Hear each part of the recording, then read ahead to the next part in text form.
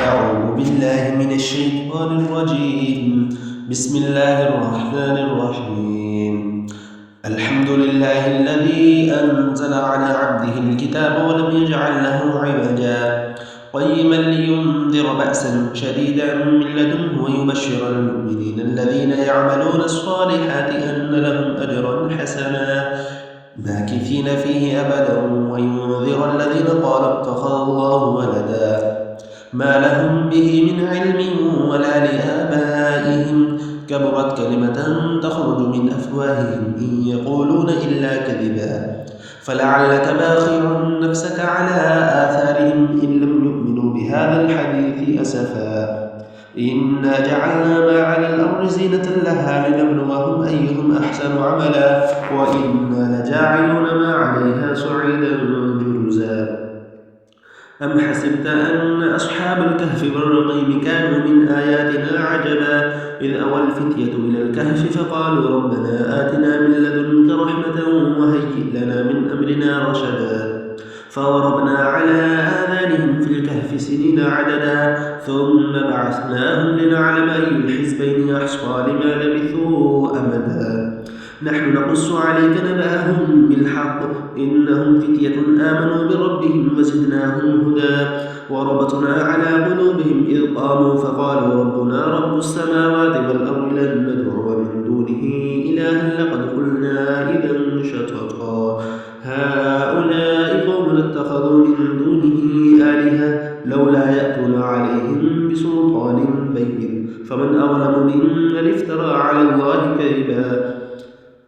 وإذ اعتزلتموهم وما يعبدون إلا الله فأووا إلى الكهف ينشر لكم ربكم من رحمته ويهيئ لكم من أمركم مرفقا وترى الشمس إذا طلعت تزاور عن كهفهم ذات اليمين وإذا غربت تقرضهم ذات الشمال وهم في فجوة من ذلك من آيات الله من يهد الله فهو المهتد ومن يضلل فلن تجد له وليا مرشدا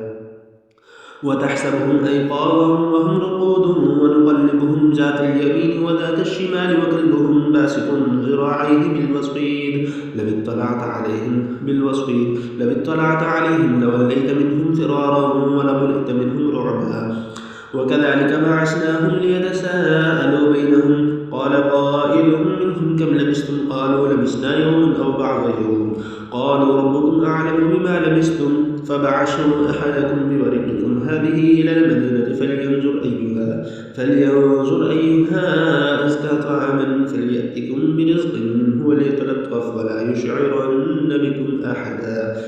إنهم إن يظهروا عليكم يرجموكم أو يعيدوكم في ملتهم ولن تفلحوا إذا أبدا وكذلك أعثرنا عليهم ليعلموا أن وعد الله حق وأن الساعة لا ريب فيها إذ يتنازعون بينهم أمرهم فقالوا ابنوا عليهم بنيانا ربهم أعلم بهم قال الذين غلبوا على أمرهم لنتخذن عليهم مسجدا سيقولون ثلاثة رابعهم كلبهم ويقولون خمسة سادسهم كلبهم رجما بالغيب ويقولون سبعة وثامنهم كلبهم قل ربي أعلم بعدتهم ما يعلمهم إلا قليل فلا تمار فيهم إلا مراء ظاهرا ولا تستفت فيهم منهم أحدا ولا تقولن لشيء إني فاعل ذلك غدا إلا أن يشاء الله واذكر ربك إذا نسيت وقل عسى أن يهديني ربي ليقرب من هذا رشدا ولبثوا في كهفهم 300 سنين وازدادوا 9 قل الله أعلم بما لبثوا له غيب السماوات والأرض يبصر به وأسمع ما لهم من دونه من ولي ولا يشرك في حكمه أحدا واتل ما أوحي إليك من كتاب ربك لا مبدل لكلماته ولن تجد من دونه ملتحدا واصبر نفسك مع الذين يدعون ربهم بالغداة والعشي يريدون وجهه ولا تعد عيناك عنهم تريد زينة الحياة الدنيا ولا تطع من أغفلنا قلبه عن ذكرنا واتبع هواه وكان أمره فرطا وقل الحق من ربكم فمن شاء فليؤمن ومن شاء فليكفر إنا أعتدنا للظالمين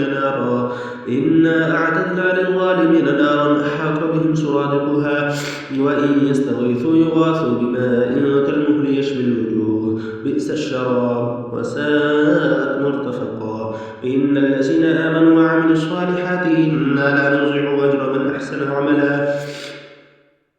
أولئك لهم جنات عدن تجري من تحتهم الأنهار يحلون فيها من أساور من ذهب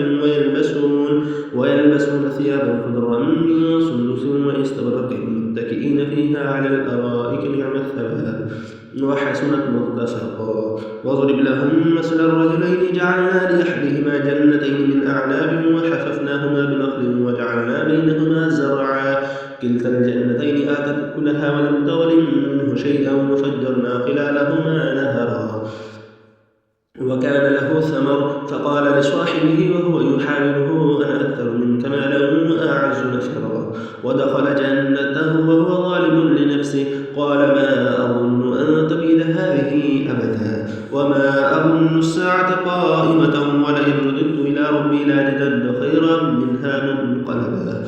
قال له صاحبه وهو يحاوره أكفرت بالذي خلقك من تراب ثم من نطفة ثم سواك رجلا لكنه الله ربي ولا أشرك بربي أحدا ولولا إذ دخلت جنتك قلت ما شاء الله لا قوة إلا بالله إن ترني أنا أقل منك مالا وولدا فعسى ربي أن يؤتيني خيرا من جنتك ويرسل عليها حسبانا من السماء فتصبح صعيدا زلقا أو يصبح ماؤها غورا فلا تستطيع له طلبا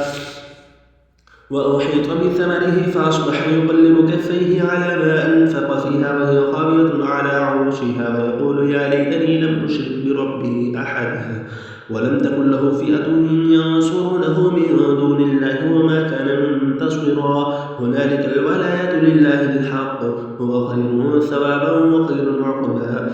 واضرب لهم مثل الحياة الدنيا كماء إن أنزلناه من السماء فاختلط به نبات الأرض فأصبح هشيما تزروه الرياح وكان الله على كل شيء مقتدرا المال والبنون زينة الحياة الدنيا والباقيات الصالحات خير عند ربك ثوابا وخير أملا ويوم نسير الجبال وترى الأرض بارزة وحشرناهم فلم نغادر منهم أحدا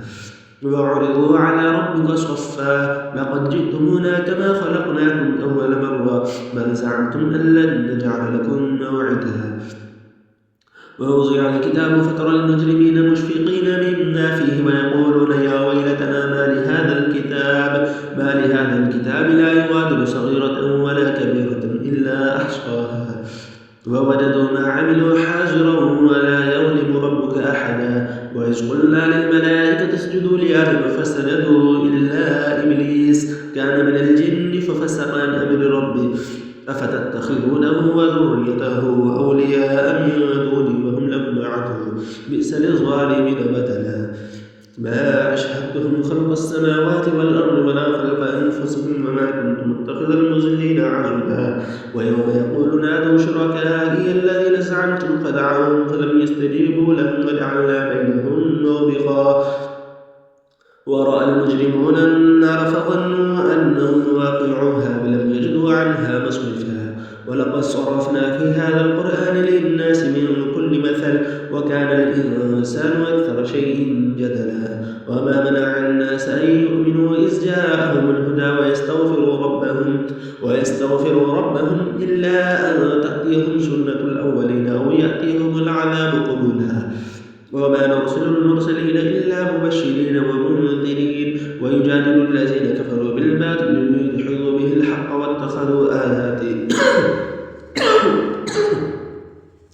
واتخذوا آياتي وما أنزلوا هزوا ومن أظلم ممن ذكر بآيات ربه فأعرض عنها ونسي ما قدمت يداه إنا جعلنا على قلوبهم أكنة أن يفقهوه وفي آذانهم وقرا وإن تدعهم إلى الهدى فلن يهتدوا إذا أبدا وربك الغفور ذو الرحمة لو يؤاخذهم بما كسبوا لعجل لهم العذاب بل لهم موعد لن يجدوا من دونه موئلا وتلك القرى أهلكناهم لما ظلموا وجعلنا لمهلكهم موعدا وإذ قال موسى لفتاه لا أبرح حتى حقبا. فلما بلغا مجمع بينهما نسيا حوتهما فاتخذ سبيله في البحر سربا. فلما جاوزا قال لفتاه آتنا غداءنا لقينا من سفرنا هذا نصبا. قال أرأيت إذ أوينا إلى الصخرة فإني نسيت الحوت وما أنسانيه إلا الشيطان أن أذكره واتخذ سبيله في البحر عجبا. قال ذلك ما كنا نبغي فارتدا على آثارهما قصصا. فولدا عبدا من عبادنا آتيناه رحمة من عندنا وعلمناه من لدنا علما. قال له موسى هل أتبعك على أن تعلمني مما علمت رشدا. قال إنك لن تستطيع معي صبرا وكيف تصبر على ما لم تحط به خبرا. قال ستجدني إن شاء الله صابرا ولا أعصي لك أمرا. قال فإن اتبعتني فلا تسألني عن شيء حتى أحدث لك منه ذكرا. فانطلقا حتى إذا ركبا في السفينة خرقها قال أخرقتها لتغرق أهلها لقد جئت شيئا إمرا. قال ألم أقل إنك لن تستطيع معي صبرا.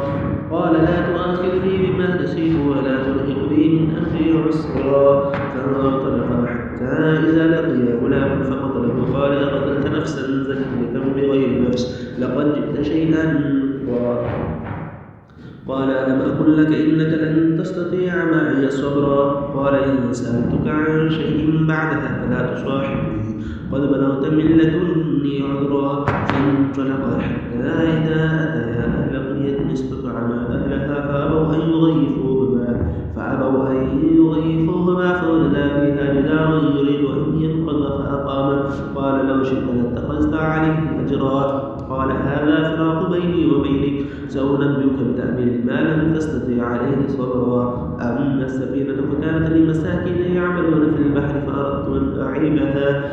أن أعيبها وكان وراءهم ملك يأخذ كل سفينة غصبا. وأما الغلام فكان أبواه مؤمنين فخشينا أن يرهقهما طغيانا وكفرا فأردنا أن يبدلهما ربهما خيرا منه زكاة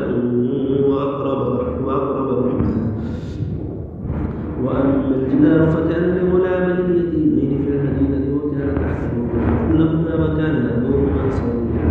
فأراد ربك أن يبلغا أشدهما ويستخرجا كنزهما رحمة من ربك وما فعله عن أمر ذلك تقول ما لم تستطع عليه صبرا.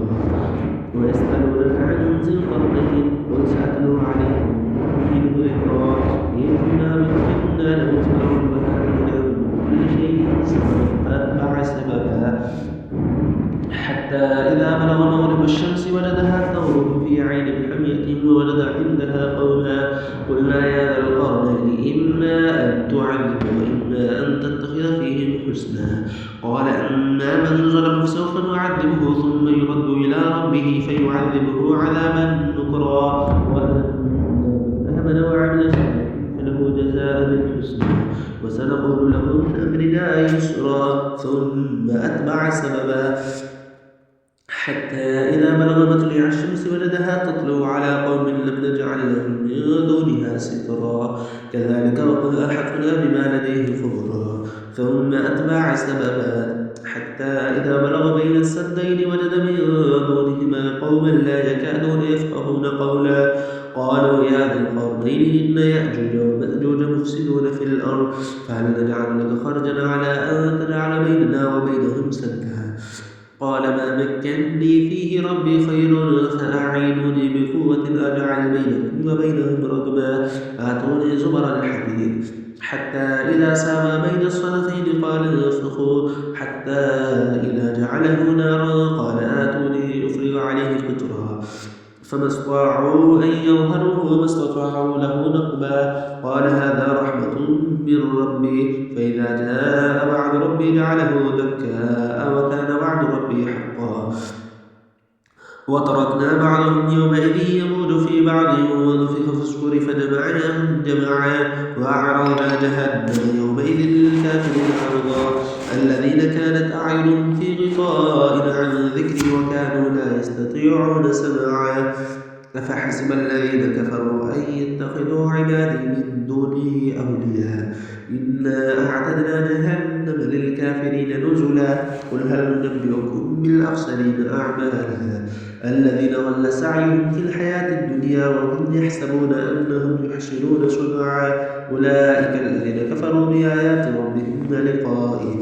ولقائه فحبطت أعمالهم فلا نقيم لهم يوم القيامة وزنا ذلك جزاؤهم جهنم بما كفروا واتخذوا آياتي ورسلي هزوا إن الذين آمنوا وعملوا الصالحات كانت لهم جنات الفردوس نزلا خالدين فيها لا يبغون عنها حولا